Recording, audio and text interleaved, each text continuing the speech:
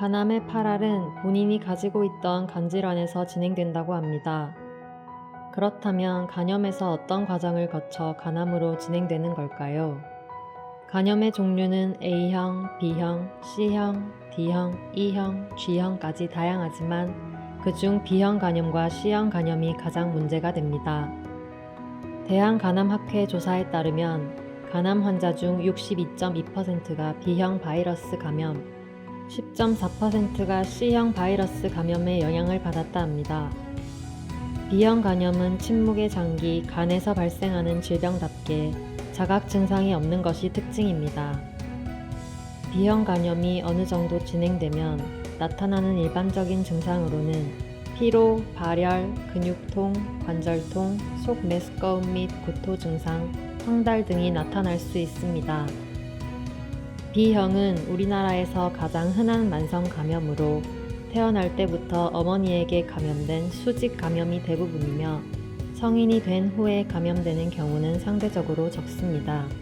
만성 B형 간염 보균자는 간암 고위험군으로 분류되기 때문에 젊더라도 약물 복용, 6개월마다 혈액 검사와 복부 초음파를 받는 것이 좋습니다.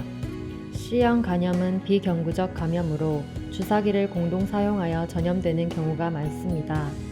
급성 환자의 8-90%가 만성화되는 것으로 알려져 있으며 만성 C형 간염 환자의 20%는 간 경변증으로 진행되곤 하는데요. 개인에 따라 병변 진행 속도의 차이는 있으나 C형 간염은 B형 간염에 비해 서서히 진행되는 경우가 많아서 고령의 환자에게서 더 많이 발견되는 편입니다. 최근 증가하고 있는 A형 간염은 오염된 음식물 섭취를 통해 감염됩니다.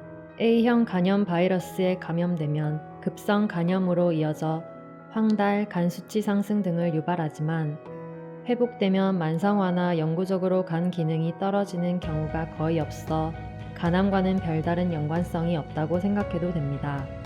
그렇다면 간암이 되기 전에 치료가 가능할까요?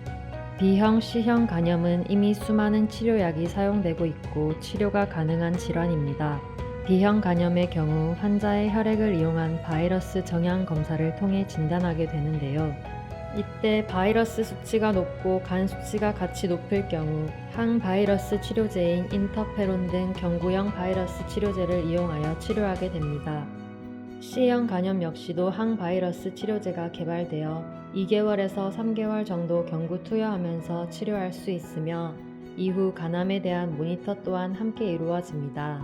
간질환은 꾸준한 관리와 치료가 필요합니다. 간암은 위험인자를 갖고 있는 환자에게서 주로 발생하는 만큼 조기 발견을 위해 고위험군 환자들에 대한 정기적인 검사가 중요합니다. 평상시보다 피로감이 지속된다면 병원을 찾아 검진을 받아보는 것이 필요하겠습니다.